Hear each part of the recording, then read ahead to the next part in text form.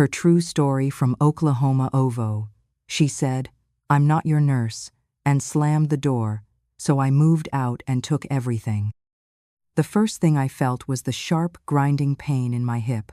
The second was the cold, unforgiving linoleum of the kitchen floor against my cheek. The Oklahoma wind rattled the windows of the old farmhouse, a sound that had been the soundtrack of my life for 52 years.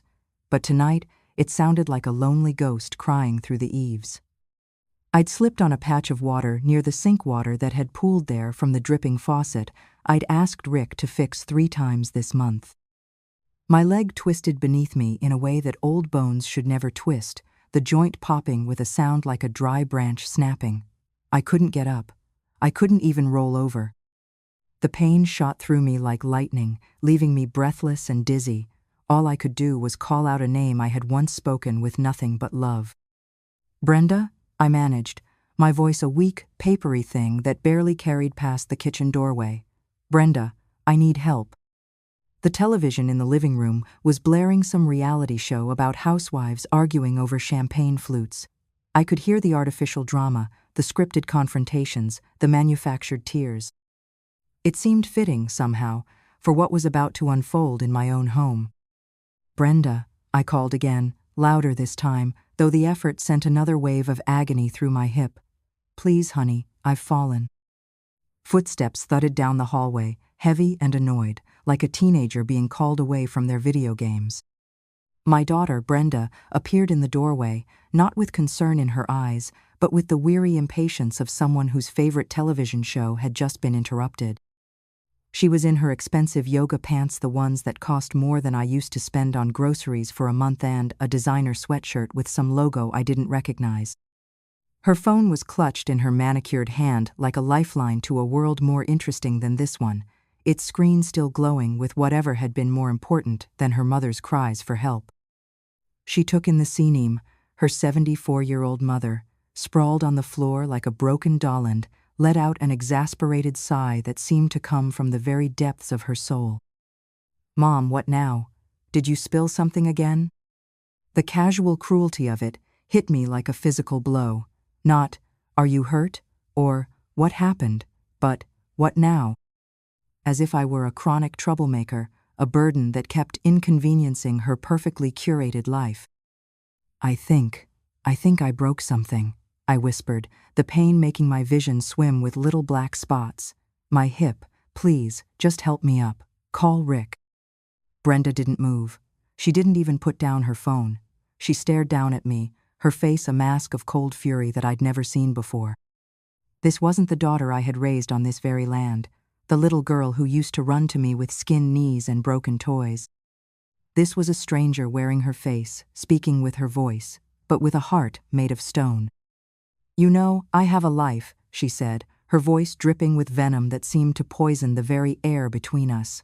"I have a business to run tomorrow, clients to meet. I have a conference call with my supplier at 8 a.m. I can't spend every waking moment cleaning up your messes and catering to your needs. You need to be more careful." The words hit me harder than the fall had. Tears welled in my eyes, hot and shameful, mixing with the dust on the kitchen floor. "I'm sorry, honey. I just need—" "You need a nurse," she snapped, her voice rising to a sharp crescendo that seemed to shake the old windows in their frames. "That's what you need, but I am not your nurse." She punctuated the sentence by taking a deliberate step back, out of the kitchen, her designer sneakers squeaking on the hardwood floor. Then she grabbed the door handle and slammed it shut with such force that the impact rattled the dishes in the cabinet. The click of the latch echoed in the sudden, deafening silence like a gunshot. I was alone, on the floor, in the dark, with nothing but the throbbing in my hip and her words carving a hole in my heart. "I'm not your nurse." The phrase echoed in the empty kitchen, bouncing off the walls like a curse. In that moment, lying on the cold floor of the house my husband and I had built with our own 2 hands, a strange and terrible calm washed over me. The pain in my hip was nothing compared to the ice forming in my veins. She had slammed the door on her mother, and in doing so, she had just opened a door for me, a door to an ending she never saw coming. The clock on the wall ticked away the minutest 20, 30. Each tick was like a hammer blow, marking time while I lay there, helpless and forgotten. I could hear the television volume increase, as if she were trying to drown out any sound I might make. The laugh track of some sitcom mocked me from the next room. It was the summer of 1968 when my husband, George, and I first stood on this patch of red Oklahoma dirt. We had nothing but a rusty pickup truck that burned oil and left a trail of blue smoke, $200 in cash that we'd saved from our wedding gifts, and a dream as wide as the endless sky above us. The land was raw, untamed, covered in scrub brush, and populated by jackrabbits and the occasional coyote. But George saw its potential the way an artist sees a masterpiece in a blank canvas. He ran a calloused hand through the soil, feeling its texture, testing its richness, and grinned that crooked grin that always made my heart flutter like a schoolgirl's. "This is it, Clara," he'd said, his voice full of wonder and determination. "This is where we build our life. This is where we plant our roots so deep that nothing can ever shake us loose." And we did. We lived in a tiny trailer that was barely bigger than a walk-in closet for 2 years, while George worked 2 jobs at the grain elevator, where he loaded trucks from dawn to dusk, and another as a farmhand for old Mr. Peterson, working evenings and weekends. His hands were always rough, always dirty, always tender when they touched my face. I took in sewing and mending from the church ladies, spending my evenings by lamplight, squinting at tiny stitches while George read aloud from the newspaper or hummed old country songs. We saved every single penny. We didn't take vacations, we built fences. We didn't buy fancy clothes, we bought seed and livestock. We didn't go to movies, we went to farm auctions and bought secondhand tools. That house, the one whose kitchen door had just been slammed in my face, was built by our own hands, board by board, nail by nail, over 3 long, sweaty summers. I remember the day we poured the foundation. George had borrowed Mr. Peterson's cement mixer, and we worked from sunup to sundown, pouring and smoothing and leveling. My back ached something fierce, but when George looked at me with cement dust in his hair and sweat streaming down his face, he said, "Clara, we're not just building a house. We're building a legacy." The walls went up next, then the roof. George insisted on cedar shingles, even though they cost more than asphalt. "Our home deserves the best," he said, and I loved him for it. We wired the electricity ourselves, following a manual George had checked out from the library. We installed the plumbing, George crawling under the house in the Oklahoma heat, me passing him tools and cold glasses of sweet tea. It was the house where we brought Brenda home from the hospital, a tiny bundle wrapped in a handmade blanket that my mother had crocheted. I can still remember the smell of that blanket, lavender and love and new baby sweetness. It was where George taught her to ride a pony, where I taught her to bake my grandmother's pecan pie, where we celebrated birthdays and Christmases and all the small, precious moments that make up a life. It was a home filled with the smell of fresh-cut hay drifting through open windows, simmering stew on cold winter evenings, and unconditional love that seemed to seep into the very walls. When friends came to visit, they always commented on how peaceful it felt, how welcoming. "This house has good bones," our neighbor, Mrs. Henderson, used to say. "You can feel the love in every room." When George passed away from a heart attack 3 years ago, a part of me passed with him. He died in our bed, the same bed where we'd made love for the first time as husband and wife, where I'd given birth to Brenda during a snowstorm when the roads were too icy for the doctor to come. He died holding my hand, his last words a quiet plea that I thought was just a husband's worry. "Take care of our girl, Clara, but don't let her take you for granted." I didn't realize it was a prophecy. After the funeral, after the casseroles had been eaten and the sympathy cards had been read and filed away, the loneliness hit me like a physical thing. The house felt too big, too quiet, too empty. I would catch myself, setting 2 places at the dinner table, would turn to tell George something and find only empty air. The silence was deafening. That's when Brenda and her husband, Rick, suggested they move in. "It makes sense, Mom," she'd said, her voice soft with what I now recognize as manufactured concern. "You shouldn't be alone in this big house. We can take care of you. We'll be a family.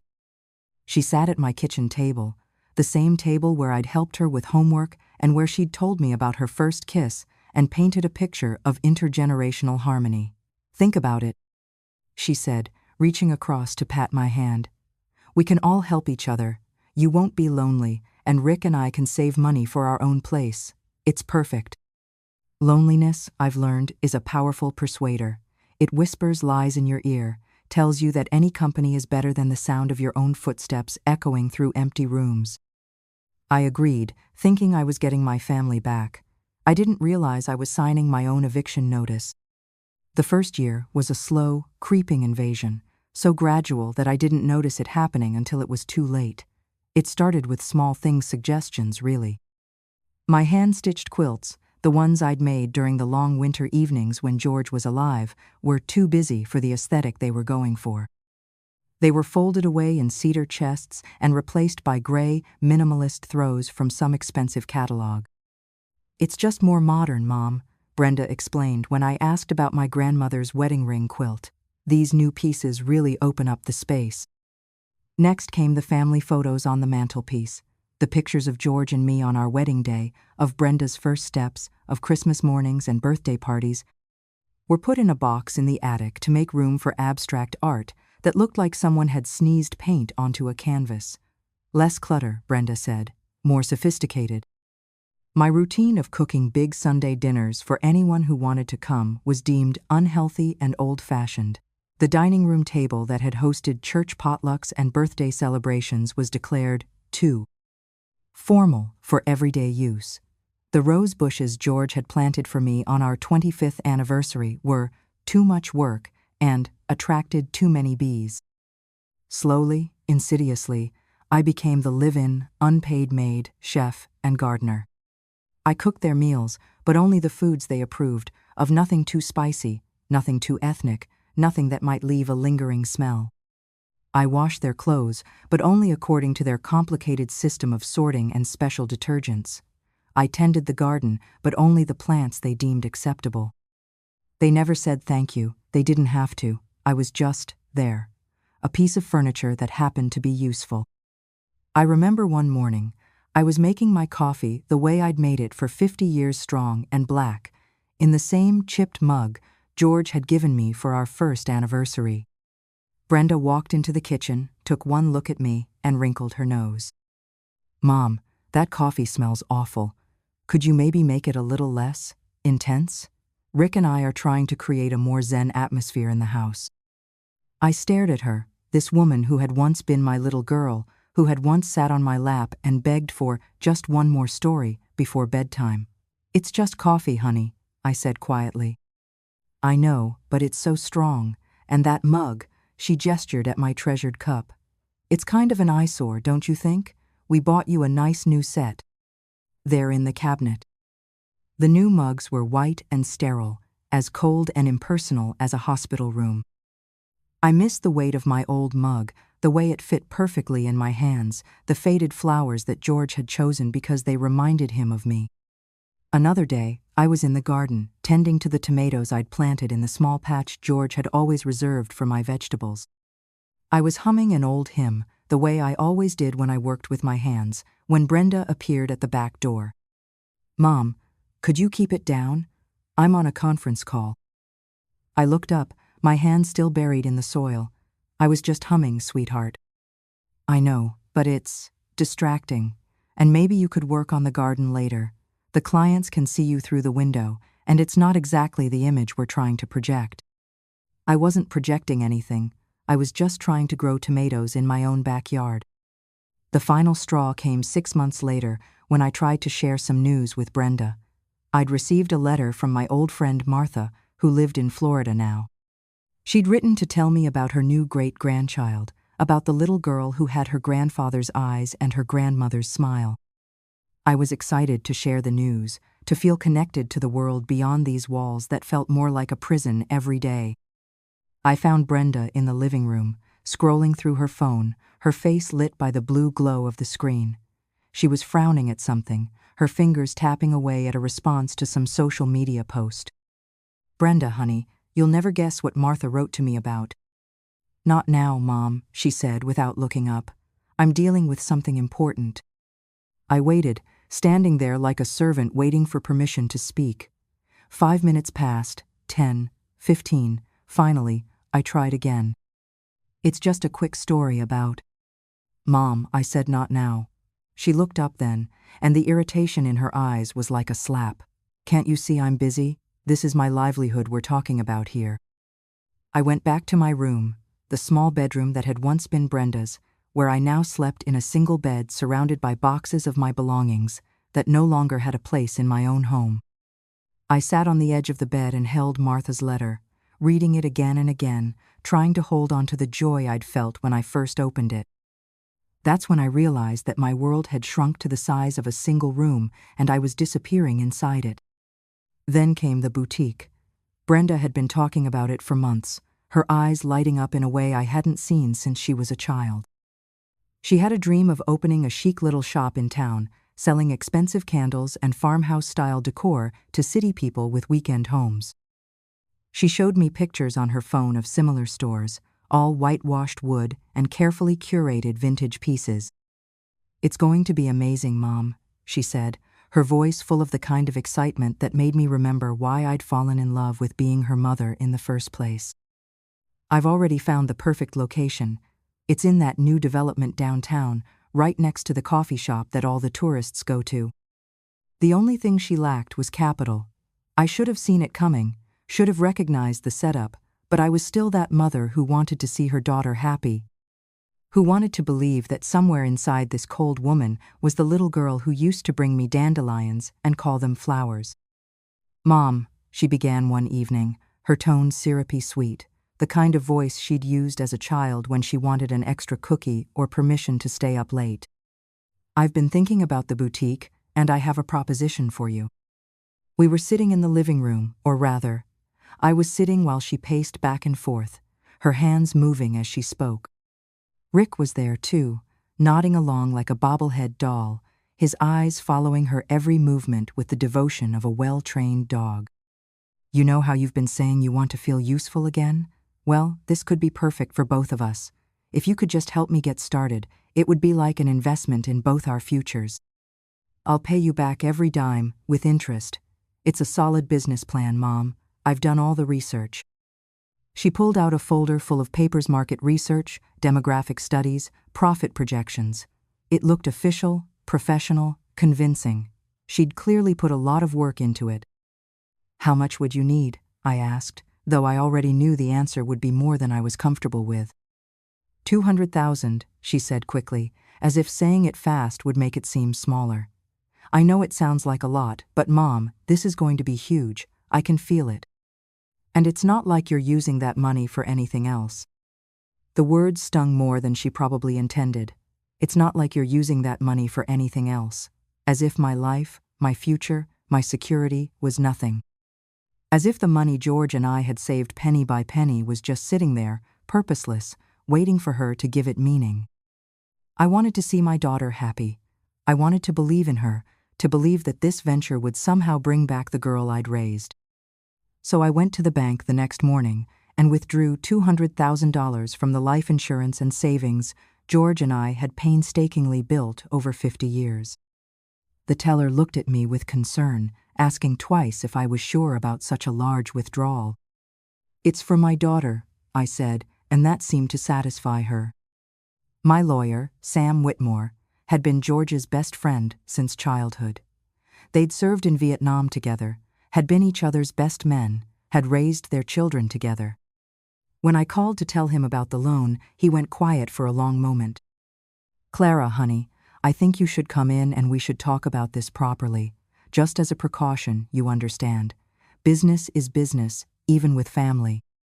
Especially with family, he added quietly, and I should have listened to the warning in his voice. I met him at his office the next afternoon. Sam was in his 70s now, but his mind was still sharp as a tack. He'd been handling legal matters for our family for decades, had drawn up George's will, had helped us with the deed to the house. Clara, I want you to think carefully about this, he said as he pulled out a legal pad and began writing. $200,000 is a lot of money. What happens if the business fails? What happens if she can't pay you back? She's my daughter, Sam. She wouldn't. Honey, I've been doing this for 40 years. I've seen families torn apart over a lot less money than this. If you're determined to do this, we're going to do it right. We're going to draw up a formal loan agreement with terms, interest rates, and collateral. The document he prepared was thorough and ironclad. It detailed the terms of repayment, the interest rate, the timeline, and most importantly, the collateral, namely, all business assets and inventory, and my right to call the loan due at any time for any reason. It was a standard business loan, the kind of agreement any bank would require. When I brought it home, Brenda laughed. Actually laughed. "Oh, Mom, this is so silly. It's just a formality, right? You don't actually expect me to sign some official document like we're strangers or something." But she signed it anyway, her signature a careless scrawl on the document that would later become her undoing. She folded it up without reading it, tossed it on the coffee table, and went back to her phone. "Thanks, Mom. You're the best. This is going to change everything." She was right about that, though not in the way she expected. I folded the document carefully and put it in the fireproof box in my bedroom closet, right next to the deed to the house and George's military medals. It was official now, legal and binding. I tried to put it out of my mind, tried to focus on the hope that maybe, just maybe, this would be the thing that brought my daughter back to me. For a few months, things seemed better. The boutique was under construction, and Brenda was happier than I'd seen her in years. She would show me pictures of the progress, talk about her plans for the grand opening, share her dreams of expansion. For a brief, shining moment, I thought I had my daughter back. But once the store opened, once the initial excitement wore off, I became invisible again. Worse than invisible, I became a burden. Now she was too busy with inventory and customers and social media marketing to even pretend to care about my presence in the house. I was still cooking, still cleaning, still tending to the needs of people who saw me as nothing more than a convenient appliance. That's when I started to understand what George had meant with his dying words. Don't let her take you for granted. He'd seen something I'd been too blind to see, too loving to acknowledge. My daughter didn't need me. She needed what I could provide: my labor, my money, my house. But me, the person, the mother who had given her life meaning for 30 years, was disposable. The realization should have been devastating. Instead, lying there on the kitchen floor with a broken hip and a broken heart, it was liberating. Because once you see the truth, really see it, you can't unsee it. And once you stop making excuses for people, you can start making plans. Lying there on the kitchen floor, every word of that loan document came back to me with crystal clarity. Brenda thought my money was a gift. She thought my home was her inheritance. She thought my love was a blank check that would never bounce, never be called due. She was about to find out that every check has a limit, and her account was severely overdrawn. Somehow, using the kitchen counter and the sheer force of will, I managed to drag myself to the phone on the wall. The old rotary phone that George had installed in 1973, back when phones were built to last and families talked to each other instead of texting. My fingers shook as I dialed 911, the pain in my hip making me dizzy and nauseous. 911's your emergency.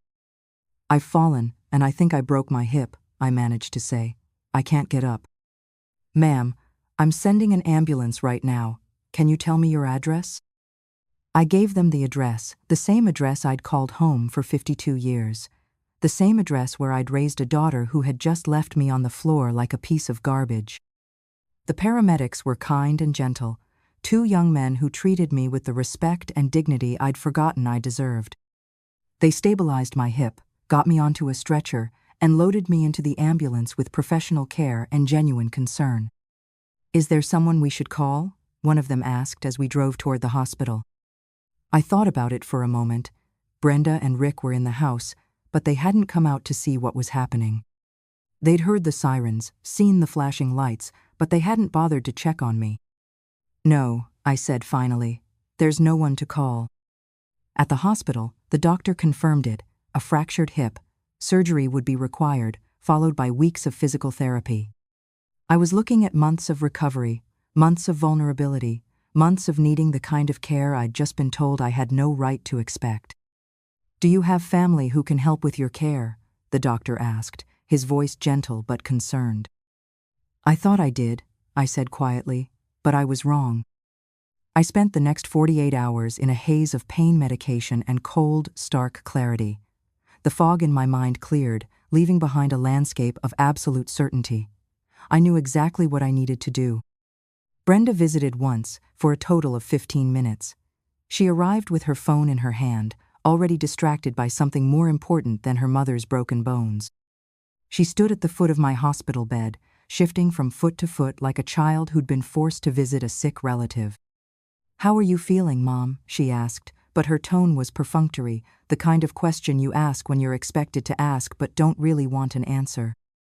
"I'm in pain," I said simply. "Well, that's to be expected, right? These things happen when you get older. You just have to be more careful."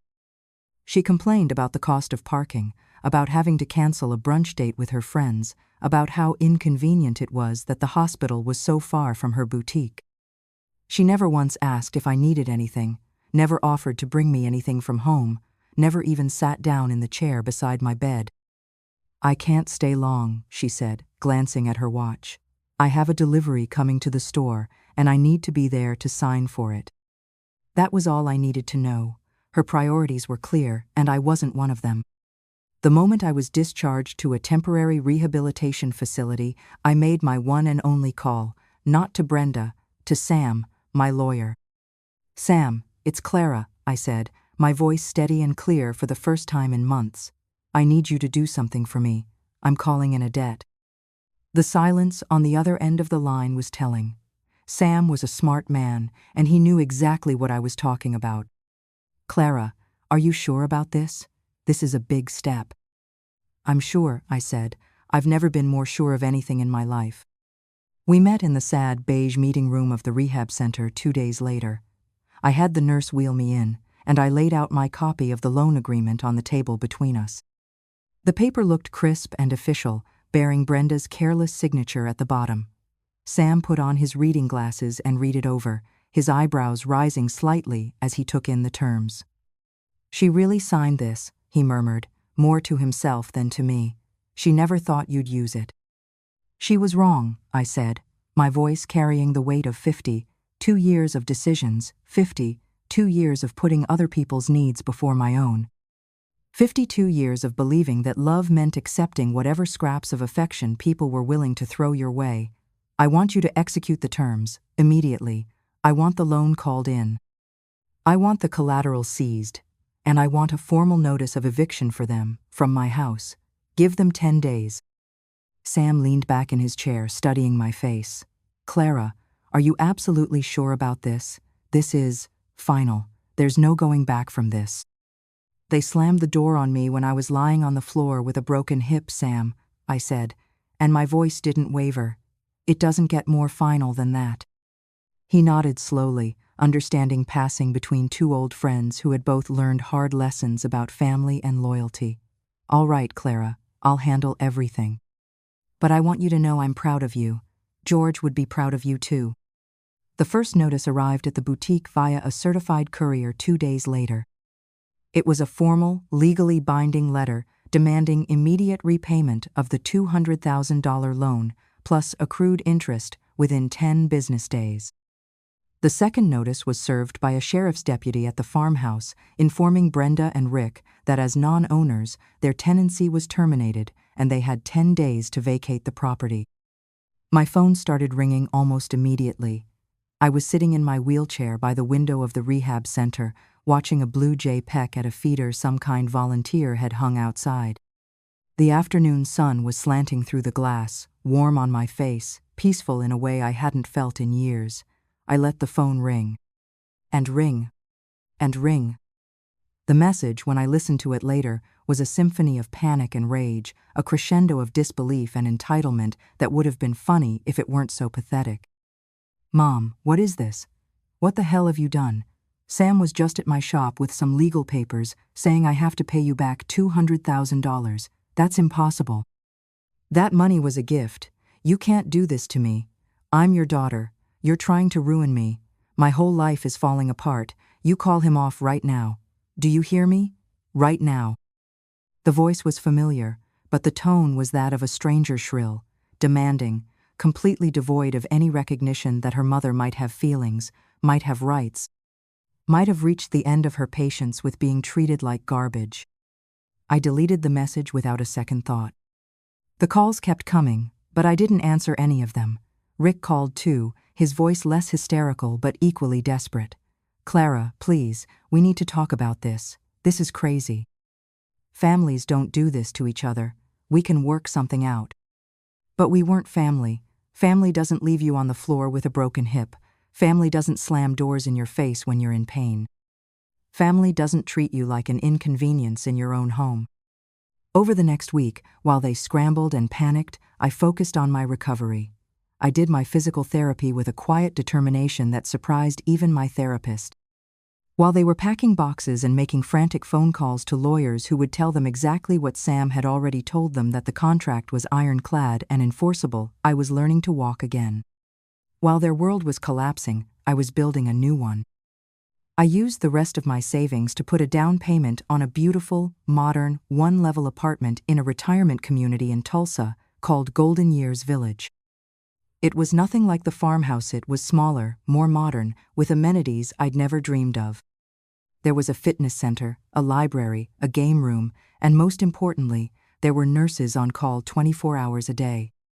I would never again have to lie on a floor, calling for help that wouldn't come. The community was full of people like me, people who had worked hard their whole lives, who had raised families and built businesses and contributed to their communities. People who deserved to spend their golden years in comfort and dignity, surrounded by others who understood the value of respect and kindness. The day Brenda and Rick were supposed to be out of my house, my phone rang 27 times. I counted each ring, each desperate attempt to reach me, each plea for mercy they thought they deserved. I didn't answer once. I was busy, you see. I was signing the final papers on my new apartment, choosing paint colors for the walls, planning the layout of my furniture. I was picking out new dishes, cheerful, colorful dishes that made me smile. I was choosing a new coffee mug, one that felt right in my hands, one that no one would criticize or try to replace. 2 weeks later, I was settled in my new home. It was smaller than the farmhouse, but it was mine. Every inch of it was mine. It smelled of fresh paint and new beginnings, of possibility and freedom. The morning sun streamed through windows that I could cover or uncover as I pleased. The kitchen was small but efficient, and I could cook whatever I wanted, whenever I wanted, without worrying about bothering anyone or violating some unspoken rule about appropriate cuisine. I had hung my grandmother's wedding ring quilt on the wall, and it looked beautiful against the soft yellow paint I'd chosen. The family photos were back on display, arranged on a bookshelf that held my favorite books and treasured mementos. The rose bush from my old garden had been carefully transplanted to a pot on my small balcony, and it was already showing signs of new growth. There was a knock at my door. I checked the security peephole, a feature I'd never needed in the farmhouse but appreciated now. It was Brenda. She looked haggard, her designer clothes rumpled, her perfectly styled hair disheveled. Her eyes were red-rimmed and desperate, darting around the hallway as if she were being hunted. Rick was nowhere in sight. I later learned he'd left her, telling her he hadn't signed up to be married to someone who was broke and cruel to her own mother. The boutique had closed, its inventory seized to satisfy the debt. Their house, my house, was empty, cleaned out by a moving company that had been paid with whatever cash they could scrape together. Their perfect life, built on a foundation of entitlement and exploitation, had crumbled in a matter of days. I opened the door just a crack, keeping the security chain in place. "Mom?" she whimpered, her hands twisting the strap of her Percy cheap knockoff, I noticed, not the designer bag she used to carry. "Please, I'm so sorry. I have nowhere to go." "Everything's gone. The shop, Rick, everything. Please, just let me stay with you for a little while. I'll do anything. I'll be different. I promise." I looked at her through the crack in the door, this woman who wore my daughter's face but shared none of her heart. I saw the desperate hope in her eyes, the hope that my love was a bottomless well from which she could always draw, no matter how much she poisoned it. And for the first time I felt nothing but a quiet, final peace. I leaned closer to the door, my voice soft but as solid as the Oklahoma bedrock my house was built on. "You were right, Brenda," I said. "You are not my nurse, and I am not your bank." Then, without another word, I unlatched the security chain, closed the solid oak door, and turned the deadbolt. The click it made was the most beautiful sound I had heard in years.